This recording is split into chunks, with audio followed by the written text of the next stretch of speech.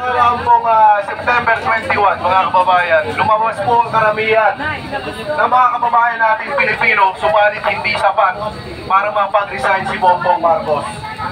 Kaya nandito po tayo mga kababayan, itutuloy-tuloy natin ang laban hanggang sa mapag-resign natin itong si Bongbong Marcos. Nagpapasalamat po ako na may isang Marines na tumindig, mga kababayan ko, para pangalanan itong si Romualdez at si Saldico sa kanilang mga heavy luggage. Ito ay isang malaking testigo na kung saan mga kababayan ay baka patahimikin nila ito.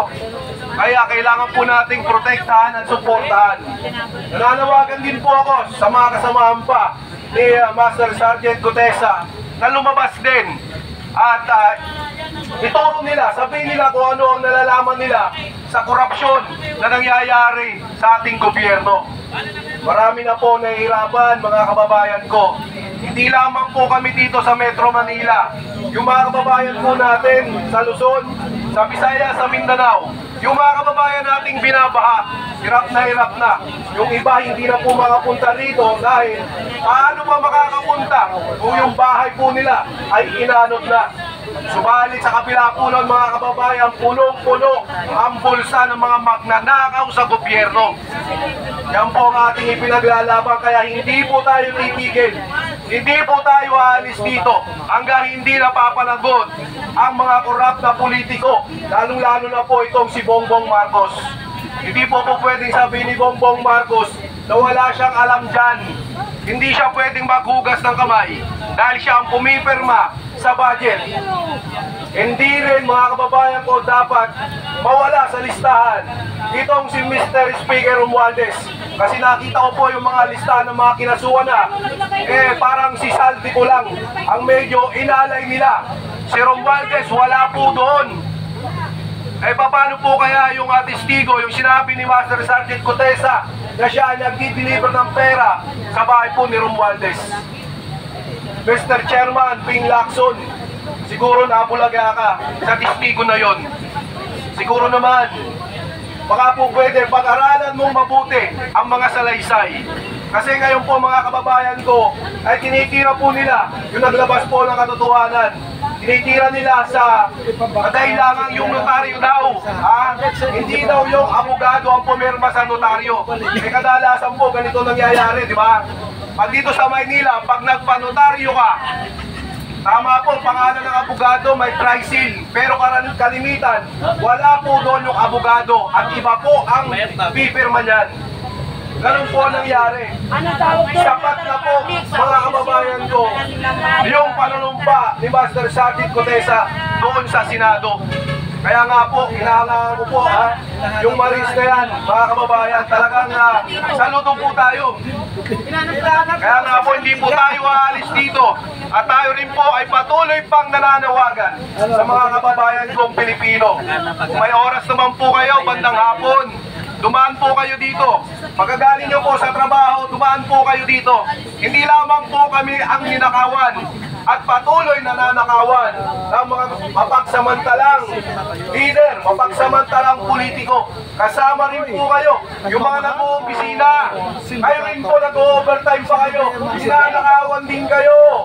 Yung mga maliliit natin mga kababayan, mga Pilipino. Kung gusto nyo ng pagbabago, tayo mismo, simulan natin para sa kinabukasan ng mga anak natin. Huwag nating iasa ang laban sa mga retired general. Kulang po sila. Kailangan namin ang tulong nyo. Huwag natin iasa ang laban sa mga tao na nakikita nyo nandito sa Liwasang Bonifacio. Kalampagin natin sila, mga kababayan. Milyon-milyon ang lumabas noong nakaraan, pero konti lang ang sumisigaw na kontra-korupsyon at pababain si Marcos. Oo, kontra-korupsyon sila. Subalit yung pababain si Marcos, hindi po nila maisigaw. Bakit? Magkano ang ibinayad sa inyo, mga animal kayo? Ipagpapalit nyo ang pera kesa sa pagdurusa ng mga kababayan nyo. Abay, hindi na po tama yan. Kailangan mag-isip-isip ang mga kababayan nating Pilipino. Lumabas po kayo, yung po ang hiling namin. Magparami tayo Hindi po natin po pwedeng tawagin lamang ang AFP na suportahan tayong mga tao. Kailangan po makita nila na marami tayo mga kababayan.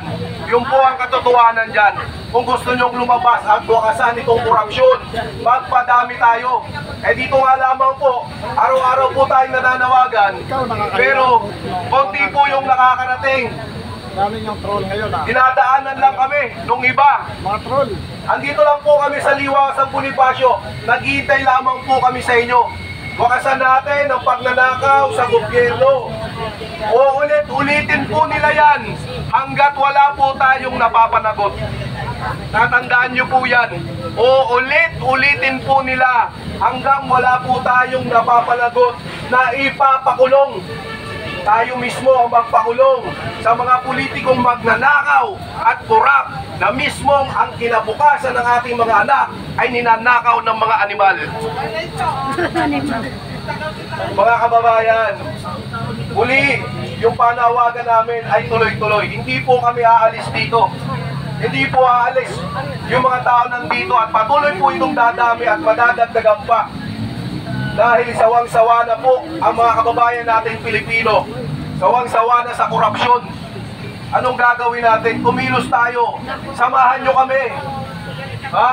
Ito, panoorin nyo yung mga vloggers natin na nandito. Diba? Huwag lang tayong matapang dyan sa mga chat box. Ang laban po ngayon mga kababayan, nandito ko sa kalsada. Dadali natin sa kalsada yung laban. Laban para mapagrisan ito si Bongbong Marcos, mapanagot ang mga kawatan sa gobyerno. Lumabas po kayo. Huwag lang tayong matapang dyan sa chat box na yan. No? At sa mga trolls naman, masaya ba kayo na pinapakain nyo? Ha? Ang pinapakain nyo sa pamilya nyo ay galing sa mga magnanakaw na politiko.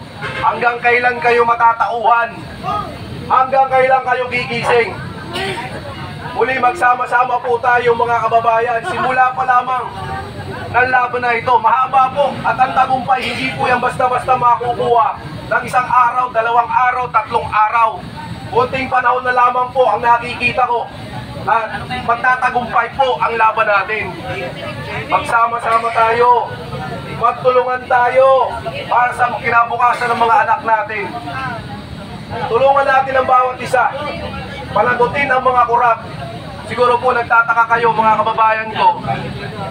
Yung mga senador na nabanggit po nila ay kinasuhan na.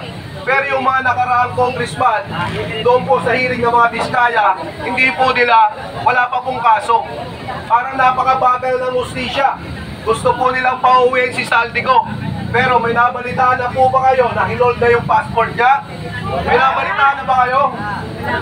Okay, wala po talaga mangyayari. At ang isa po sa pinakamaganda pa na nangyari ngayon, yung kay Mayor Magalong, di po ba? Nag-resign na siya doon sa ano, umalis na agad. Dahil si Mayor Magalong mga kababayan, ayaw niyang masira yung kanyang kredibilidad. Hindi siya po pwedeng diktahan. Sa nangyayari po kasi ngayon mga kababayan ko, dahil sa hearing sa Senado, mukhang hindi po maganda yung tinatakbo. No? Kasi eto nga po yung testigo ni Senator Marcoleta, mukhang gusto pa nilang pasunungalingan. Ganyan po kahirap ang laban natin. Kung sino yung nagsasabi ng totoo, gagawa at gagawa sila ng paraan.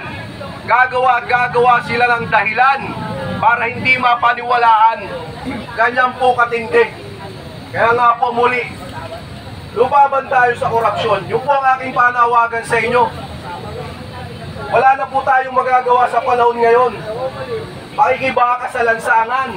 Tutulan natin ang korupsyon. Ipakulong natin ang mga korap na politiko. Pag-resignin natin si Marcos dahil siya lahat ang punot-dulo ng nakawan dito sa bansa natin. BBM Bangag! Hanggang dito na lamang, magandang gabi sa inyong lahat bilang isang Pilipino. Mabuhay po tayo! Isang malakas na bagsak. Marcos, resign! Marcos, resign! Isa pa, Marcos, resign! Kaya magandang gabi po muli sa inyo mga kababayan. Salamat.